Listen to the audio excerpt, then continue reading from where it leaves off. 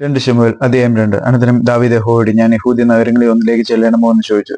യഹോവ അവനോട് ചെല്ലുക എന്ന് കൽപ്പിച്ചു. ഞാൻ എവിടേക്ക് ചെല്ലേണ്ടതെന്ന് ദാവീദ് ചോദിച്ചതിന് ഹെബ്രോനിലേക്ക് എന്നരുളപ്പാടുണ്ടായി. അങ്ങനെ ദാവീദ് യിസ്രായേൽക്കാരത്തി അഹീനോവും കർമ്മേലിൻ നാബാലിന്റെ ഭാര്യയായിരുന്ന അബീഗയിൽ എന്നീ 2 ഭാര്യമാരായി അവിടേക്ക് ചെന്നു. ദാവീദ് എന്നോട് കൂടെ ഉണ്ടായിരുന്ന ആളുകളെയൊക്കെയും കുടുംബസഹിതം കൂട്ടിക്കൊണ്ടുപോയി. അവർ ഹെബ്രോനി പട്ടണങ്ങളിൽ പാർത്തു. അപ്പോൾ യഹൂദ പുരുഷന്മാർ വന്ന് അവിടെ വെച്ച് ദാവീദിനെ യഹൂദഗൃഹത്തിന്റെ രാജാവായിട്ട് അഭിഷേകം ചെയ്തു. ഗിലെയാദിലെ യാബേശ് നിവാസികളായിരുന്നു ശൗലിനെ അടക്കം ചെയ്തതെന്ന് ദാവീദിന് അറിവ് കിട്ടി.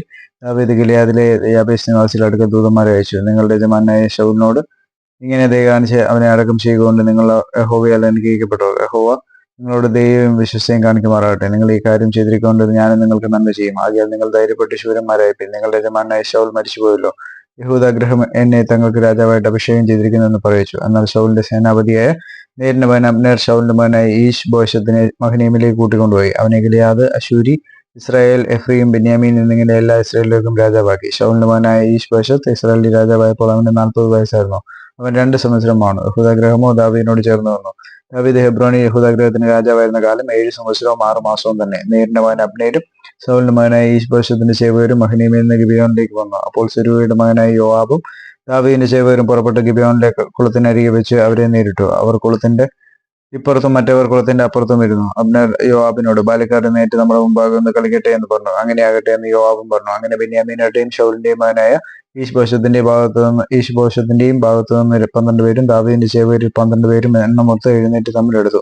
ഓരോരുത്തരും താന്താന്റെ എതിരാളിയെ മുടിക്ക് പിടിച്ചു വിലാപുറത്ത് വാൾ കുത്തി കടത്തി ഒരുമിച്ച് വീണു. അതുകൊണ്ട് ഗിബിയോനിലെ ആ സ്ഥലത്തിന് ഹെൽക്കത്ത് ഹസൂരീം എന്ന് പേരായി. അന്ന് യുദ്ധം ഏറ്റവും കഠിനമായി. അബ്നേരും ഇസ്രായേല്യരും ദാവീദിന്റെ ചേവകരോട് തോറ്റുപോയി. അവിടെ യോവാബ്, അബീശായി, അസാഹേൽ ഇങ്ങനെ സെരൂയയുടെ 3 പുത്രന്മാരും ഉണ്ടായിരുന്നു. അസാഹേൽ കാട്ടുകലിയെ പോലെ ശീഘ്രഗാമിയായിരുന്നു. അസാഹേൽ അബ്നേരിനെ പിന്തുടർന്നു. അബ്നേരിനെ പിന്തുടരുന്നതിൽ വലത്തോട്ടോ ഇടത്തോട്ടോ മാറിയില്ല. അബ്നേർ പുറകോട്ട് നോക്കി, നീ അസാഹേലോ എന്ന് ചോദിച്ചതിന് അതേ എന്നവൻ ഉത്തരം പറഞ്ഞു. അബ്നേർ അവനോട്, നീ വലത്തോട്ടോ ഇടത്തോട്ടോ തിരിഞ്ഞ് ബാലിക്കാരെ ഒരുത്തനെ പിടിച്ച് അവന്റെ ആയുധവർഗം എടുത്തു കൊള്ളുക എന്ന് പറഞ്ഞു. എങ്കിലും അസാഹേലിന് അവനെ വിട്ടുമാറുവാൻ മനസ്സായില്ല. അബ്നേർ അസാഹേലിനോട്, എന്നെ വിട്ടുപോകാൻ ഞാൻ നിന്നെ വെട്ടി വീഴിക്കുന്നത് എന്തിന്?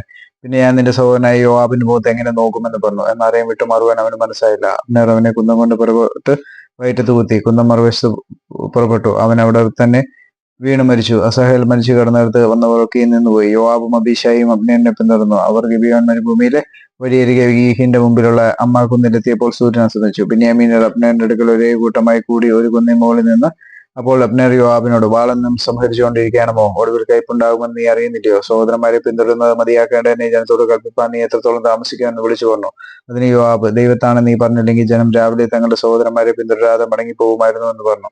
ഉടനെ യോവാബ് കാഹളം ഊതിച്ചു. ജനമൊക്കെയും നിന്നു. ഇസ്രായേലിനെ പിന്തുടർന്നില്ല, പൊടുത്തതുമില്ല. അബ്നേരും അവന്റെ ആളുകളും അന്ന് രാത്രി മുഴുവൻ അരാബയിൽ കൂടി നടന്ന് യോർദാൻ കടന്ന് ബിത്രോനിൽ കൂടി ചെന്ന് മഹനീമിലെത്തി. യോവാബും അബ്നേരിൽ പിന്തുടരുന്നത് വിട്ടുമടങ്ങി. ജനതയൊക്കെ ഒന്നിച്ചു കൂട്ടിയപ്പോൾ ദാവീദിന്റെ ചേവകരിൽ 19 പേരും അസാഹേലും ഇല്ലായിരുന്നു.